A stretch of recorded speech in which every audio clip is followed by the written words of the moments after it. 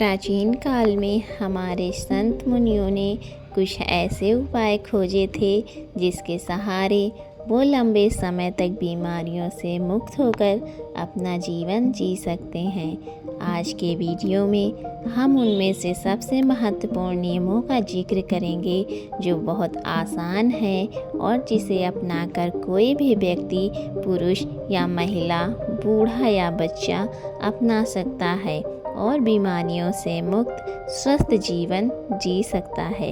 इस नियम को समझने के लिए सबसे पहले ये समझें कि प्राचीन काल में हमारे संत मुनि कभी भी सूर्यास्त के बाद भोजन नहीं करते थे। चरक संहिता में इसका कारण बताते हुए कहा गया है कि मानव शरीर में जठराग्नि होती है जो पाचन क्रिया को नियंत्रित करती है, जिसे कुछ लोग पाचन अग्नि के नाम से भी जानते हैं। और ये जठराग्नि यानी पाचन अग्नि सूर्य के संपर्क में आने पर अच्छे से काम कर सकती है।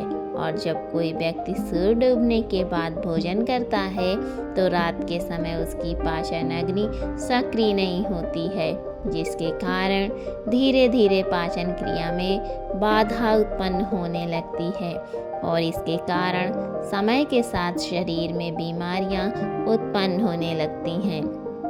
यहीं से सभी रोगों की जड़ का जन्म होता है। अगर इस जड़ को यहीं खत्म कर दिया जाए, मिटा दिया जाए, तो शरीर जीवन भर रोगों से मुक्त रह सकता है। आप समझने वाली बात ये है कि जब हमारी जठराग्नि यानी पाचन अग्नि ठीक से काम नहीं करती है तो हमारी प्राण शक्ति को काम करना पड़ता है और हमारी प्राण शक्ति एक समय में एक ही काम अच्छे तरीके से कर पाती है। जब हमारी महत्वपूर्ण ऊर्जा पाचन में शामिल होती है तो हम गहरी नींद नहीं ले पाते हैं और इसी कारण से कुछ लोग 8-8, 10-10 घंटे की नींद लेने के बाद भी सुबह थका हुआ महसूस करते हैं। इसका कारण यही है। प्राण शक्ति की ऊर्जा जो रात के समय हमारे शरीर को अंदर से ठीक करती है, उसकी मरम्मत करती है। फिर यही ऊर्जा रात के समय जब मनुष्य सोता है तो उसके शरीर के रोगों को ठीक करने में अपना समय व्यतीत करेगी और धीरे धीरे इससे आपका शरीर अपने आप ही अपने रोग ठीक कर लेगा। लेकिन इसके लिए आपको अपना रात का खाना सूरज डूबने से पहले करना होगा ताकि सूरज के संपर्क में रहने वाली आपकी पाचन अग्नि बेहतर तरीके से काम करे। यह आपके भोजन को जल्दी पचाने में मदद करेगा, जिससे आपकी जीवन शक्ति अन्य कार्य कर सकेगी। मान लीजिए कि आप शाम को 6 से 7 बजे के बीच खाना खाते हैं। इसके बाद आप 9 से 10 बजे के बीच आसपास सो जाते हैं, तो इन 2 से 3 घंटों में आपका ज़्यादातर खाना पच जाता है और बाकी का भोजन रात्रि के 1 बजे तक पूरी तरह से पच जाता है।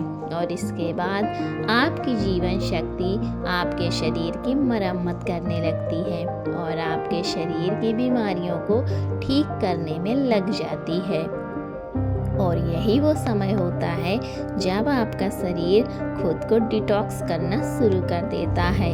इसी प्रक्रिया को अर्ध उपवास कहा जाता है, जिसकी पूरी अवधि 16 घंटे की होती है। लेकिन जो लोग दिन में 16 घंटे उपवास करने में सक्षम नहीं हैं, वो 12 घंटे से शुरुआत कर सकते हैं। यानी कि अगर आपको रात्रि को 7 बजे भोजन किया है तो आप अगले दिन सुबह 7 बजे ही भोजन करें, जिससे कि आपकी बॉडी को तकरीबन 6 घंटों का समय मिलता है खुद को रिपेयर करने का। इस अर्ध उपवास में हमारे शरीर में क्या प्रक्रिया घटित होती है, पहले इसको समझिए। जब हम अर्ध उपवास करते हैं तो हमारे शरीर को पूरी तरह से भोजन नहीं मिलता, इसलिए शरीर अपनी ज़रूरतों को पूरा करने के लिए अपनी कोशिकाओं में जो बैक्टीरिया होते हैं उनको ही खाना शुरू कर देता है और इसी वजह से हमारी कोशिकाओं का अपने आप शुद्धिकरण होने लगता है। वैज्ञानिक भाषा में इसे ऑटोफैजी कहा जाता है, जिसका मतलब होता है बॉडी को सेलुलर लेवल पर डिटॉक्स करना। सिर्फ 21 घंटे के लिए जो मनुष्य इस प्रक्रिया को अपना लेता है उसकी त्वचा में निखार आने लगता है, उसके बाल गिरने कम हो जाते हैं, सुबह अच्छी ताजगी होती है, रात को नींद गहरी आती है और मानसिक तनाव बिल्कुल मिट जाता है।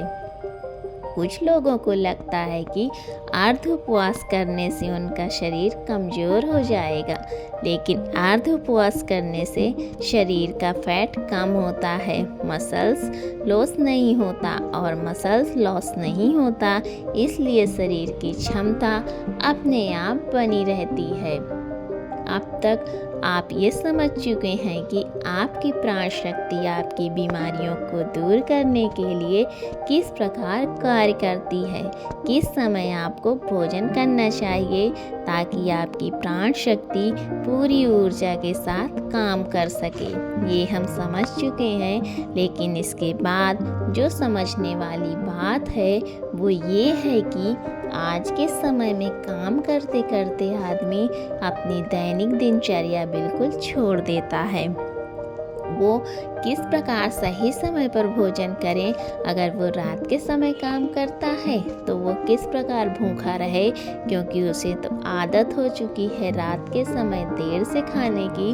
और कुछ लोगों के साथ समस्या ऐसी है वो भूखे नहीं रह सकते, थोड़ी थोड़ी देर में उन्हें भूख लगती रहती है।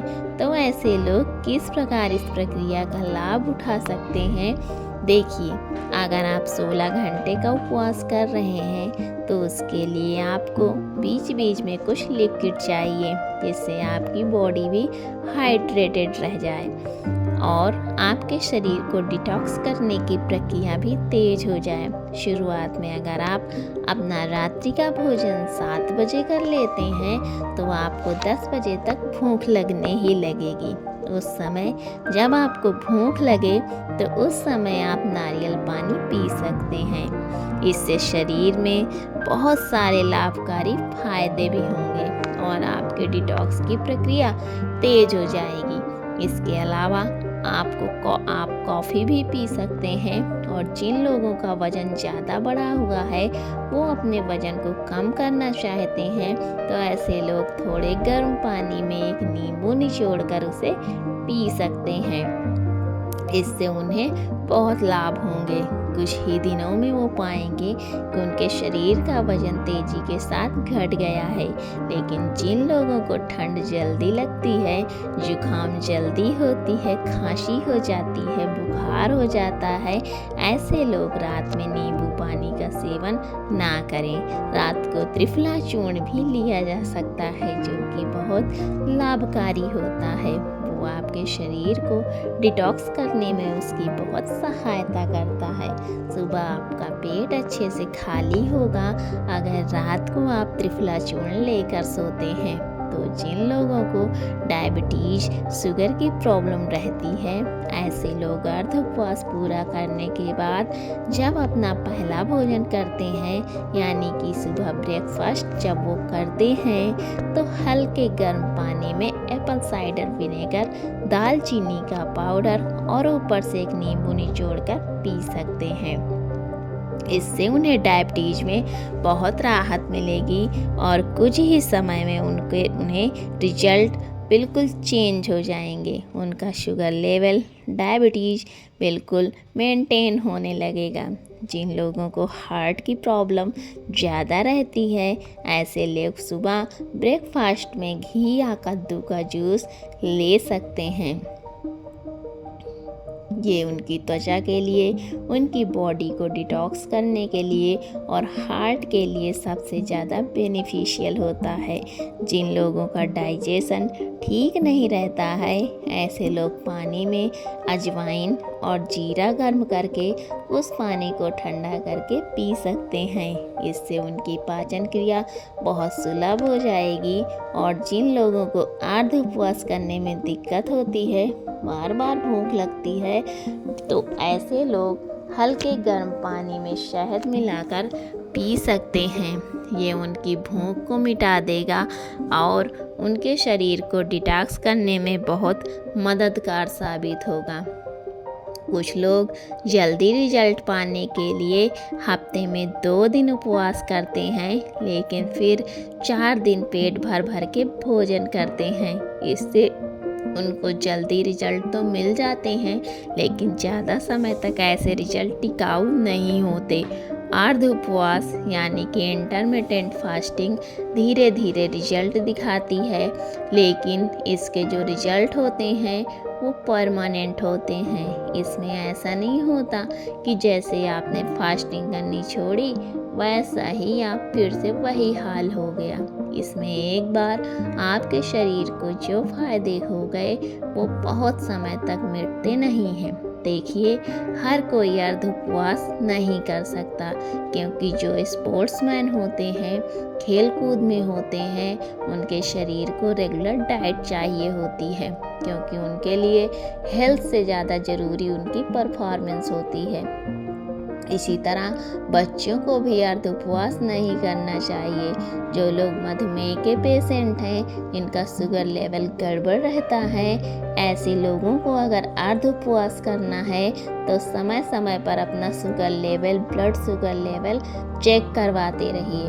जो लोग अर्ध उपवास का सही तरीके से पालन करते हैं, उनके शरीर की 80% बीमारियां खुद ही ठीक हो जाती हैं। और जिन लोगों को कोई बीमारी नहीं होती, ऐसे लोग अर्ध उपवास करके अपनी बॉडी को डिटॉक्स कर सकते हैं, जिससे कि भविष्य में उनको कोई भी बीमारी नहीं होती है। यही हमारे संत मुनियों का जीवन भर स्वस्थ रहने के लिए अचूक मंत्र था, जिसका आयुर्वेद चरक संहिता हर जगह उल्लेख मिलता है। चरक संहिता में अर्ध उपवास के साथ एक और नियम जोड़ा गया था, लेकिन वो आज के समय में संभव नहीं है। लेकिन फिर भी मैं आप लोगों के सामने उसका उल्लेख करना चाहता हूँ। शायद कुछ लोग उसका पालन कर पाएँ, और अगर आप उसका पालन कर पाते हैं या नहीं भी कर पाते हैं तो हमें कमेंट सेक्शन में ज़रूर बताइएगा। देखिए, पुराने समय में जो खाना पकता था वो मिट्टी के बर्तनों में पकता था, और ये बहुत ज़रूरी होता था कि उस खाने को पकाने के लिए उसमें वायु का स्पर्श हो, उसमें प्रकाश का भी स्पर्श हो, उसमें अग्नि का स्पर्श हो, और उसमें मिट्टी का भी स्पर्श हो।